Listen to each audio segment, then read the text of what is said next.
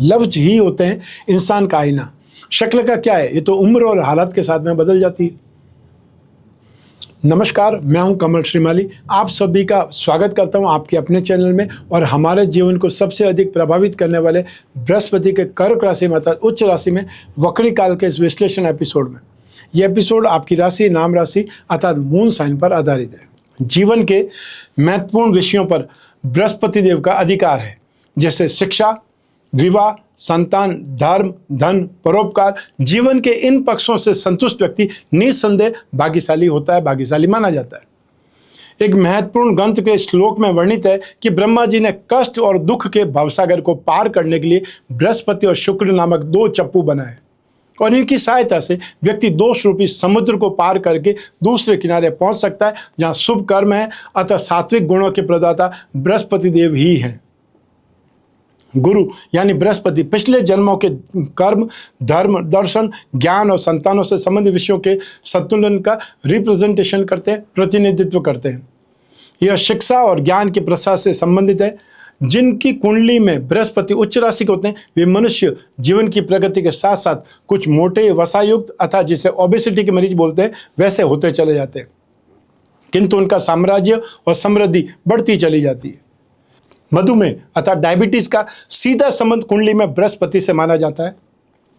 पारंपरिक हिंदू ज्योतिष के अनुसार बृहस्पति की पूजा आराधना पेट को प्रभावित करने वाली बीमारियों से छुटकारा दिला सकती है, राहत दिला सकती है तथा पापों का नाश कर सकती है।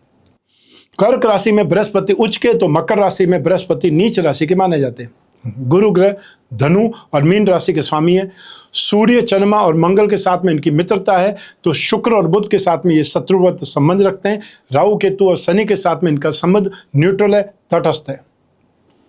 वैदिक ज्योतिष के अनुसार व्यक्ति के जीवन में विभिन्न क्षेत्रों का रिप्रेजेंटेशन, विभिन्न क्षेत्रों का प्रतिनिधित्व 12 भाव करते हैं और ग्रहों की चाल और स्थिति को गोचर के रूप में जाना जाता है।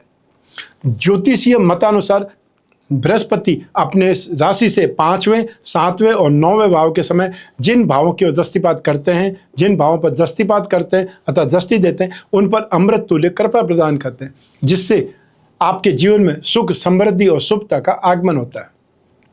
अब यही देवगुरु बृहस्पति 11 नवंबर 2025 को रात 10:11 पर कर्क राशि में वक्री होंगे और वक्र गति से चलते हुए 5 दिसंबर 2025 को मिथुन राशि में प्रवेश कर जाएंगे और 11 मार्च 2026 को प्रातः 8:58 पर पुनः मिथुन राशि में 120 दिन के बाद में मार्गी होंगे। बृहस्पति आपकी राशि से रोग भाव में गोचर वक्री होंगे। इस गति परिवर्तन से कर्म भाव अर्थात 10th हाउस, नाश भाव 12th हाउस, धन संपत्ति भाव अर्थात 2nd हाउस पर दृष्टि होने से विशेष प्रभावित होंगे। बृहस्पति के इस गोचर से आपको अपने स्वास्थ्य पर ज़्यादा ध्यान देने की जरूरत पड़ेगी।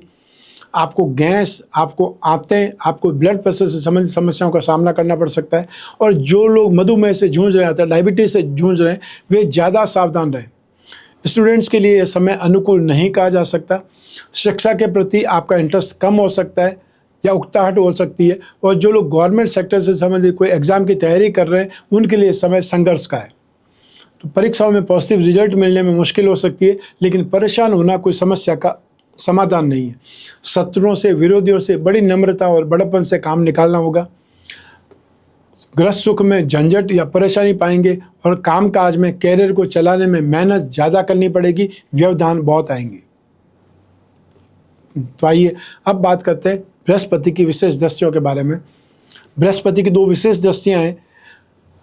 गोचर काल में बृहस्पति जिस राशि में होंगे वहां से पंचम राशि और वहां से नवम राशि पर बृहस्पति की विशेष दृष्टि होगी और अपने से 7वीं दृष्टि पर हर ग्रह देखते हैं। तो बृहस्पति राशि से पंचम, सप्तम और नवम भाव पर दृष्टिपात करने से क्या आपको मिलेगा वो आपको बता रहा हूँ। सबसे पहले बात करते हैं बृहस्पति की पंचम दृष्टि की, जो कि कर्म भाव पर है। तो बृहस्पति की पंचम दृष्टि 10वें भाव पर होने से पिता से सहयोग और मार्गदर्शन प्राप्त होगा। माता पिता के साथ में संबंध सुधरने की संभावनाएं बनेगी। माता पिता के साथ में पैतृक संपत्ति के बारे में कोई गलतफहमी है वह हल हो सकती है या उस गलतफहमी का समाधान मिल सकता है। समाज में मान सम्मान प्राप्त होगा, लेकिन व्यापारी वर्ग को आवश्यकता से अधिक सावधानी रख करके व्यापार करना होगा। व्यापार को बढ़ाने में संघर्ष दिखाई देगा। साथ ही अनुभवी कर्मचारियों को भी, एक्सपीरियंस जो स्टाफ है उनको भी नौकरी में कुछ नेगेटिव रिजल्ट मिल सकते हैं। जॉब करने वाले लोगों को नौकरी छोड़ने का फैसला करने में जल्दबाजी नहीं दिखानी है, क्योंकि नए अवसर मिलने की अभी उम्मीद कम है और आपको मानसिक तनाव का सामना करना पड़ सकता है। आपके कामकाज में रुकावट या कानूनी बाधाओं का सामना आपको करना पड़ सकता है। तो आइए अब बात करें बृहस्पति की सप्तम दृष्टि की। तो बृहस्पति की सप्तम दृष्टि नाश भाव पर अर्थात एक्सपेंसिव भाव पर होने से यह समय परेशानी, उलझनों भरा रहेगा। रोग, शोक और धन के दुरुपयोग या फाइनेंशियल लॉस का भय रहेगा। विरोधियों से परेशानी और कंपटीशन हद से ज़्यादा बढ़ जाएगा। खर्चे ज़्यादा और व्यर्थ के खर्चे होंगे और करीबी रिश्तेदारों के साथ में संबंध बिगड़ सकते हैं, इसलिए बेहतर होगा कि आप इस बातों का ध्यान रखें। प्रेम संबंधों के लिए, रिलेशनशिप के लिए समय अच्छा रहने वाला है। साथ ही विवाहित जोड़े जीवन साथी के साथ में बेहतरीन आपसी समझ बना सकते हैं और धीरे धीरे पारिवारिक तनाव से बाहर आ सकते हैं।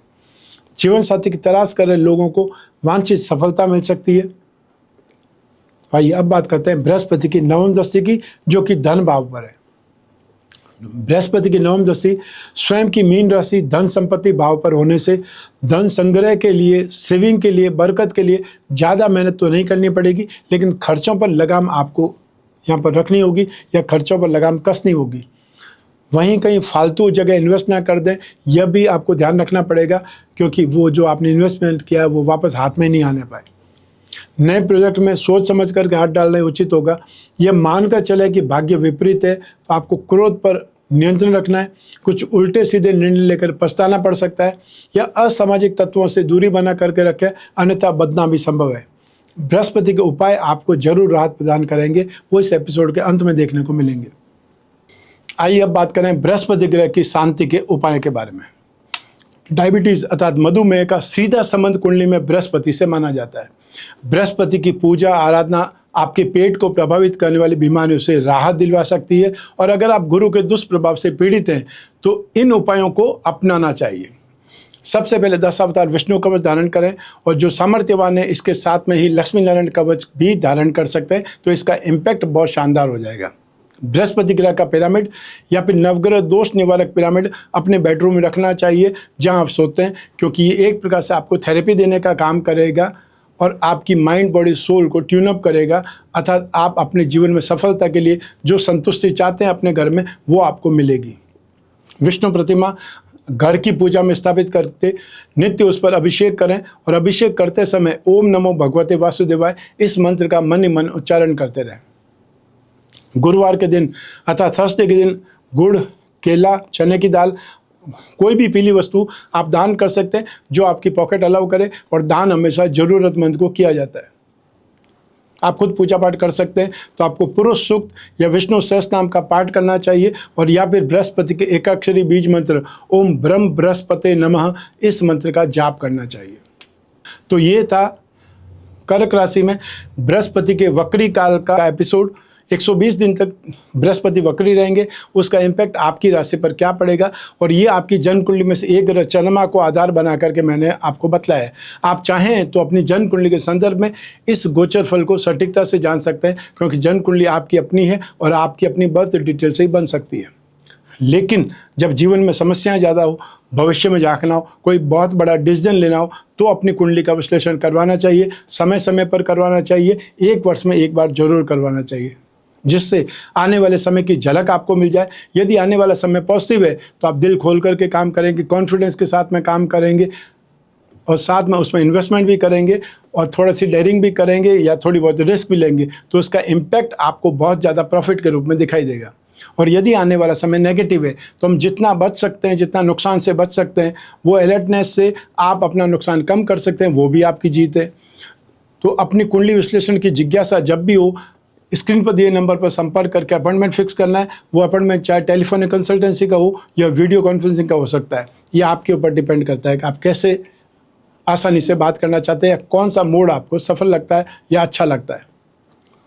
आप में से वे लोग जो विदेश में रहते हैं या आप कोई भी शहर, कोई भी देश में रहते हो, अपने कन्वीनियंट टाइम पर आप कुंडली विश्लेषण करा सकते हैं। सिर्फ उसके लिए अपॉइंटमेंट फिक्स करना है या व्हाट्सएप नंबर पर मैसेज डालना है। हमारे टीम मेंबर आपसे संपर्क करेंगे, आपको अपॉइंटमेंट फिक्स करने से लगा करके बात कराने तक जिम्मेदार बने रहेंगे। आप जो भी पूछना चाहते हैं उसकी लिस्ट बना लें और आप और मैं ही बात करेंगे, बीच में तीसरा कोई भी नहीं होगा। ऐसी स्थिति में आप जो पूछना चाहते हैं, जो डिस्कस करना चाहते हैं, वो प्रॉब्लम कितनी भी बड़ी हो सकती है, वो प्रॉब्लम कितनी भी पर्सनल हो सकती है, उस पर डिस्कस किया जा सकता है और उस पर ढूंढ करके उपाय निकाले जा सकते हैं। उपाय लिखित में आपको मिलेंगे आपके घर बैठे हुए, अर्थात आपको सिर्फ और सिर्फ अपॉइंटमेंट फिक्स करना है, बातचीत करनी है और उसके बाद में जो भी स्थिति है, जो भी मुझे आपको समझाना है, वो सारे उपाय आपको एक प्रकार से लिखित में मिलेंगे, व्हाट्सएप के माध्यम से या ईमेल के माध्यम से, जो भी संचार माध्यम आपको पसंद हो।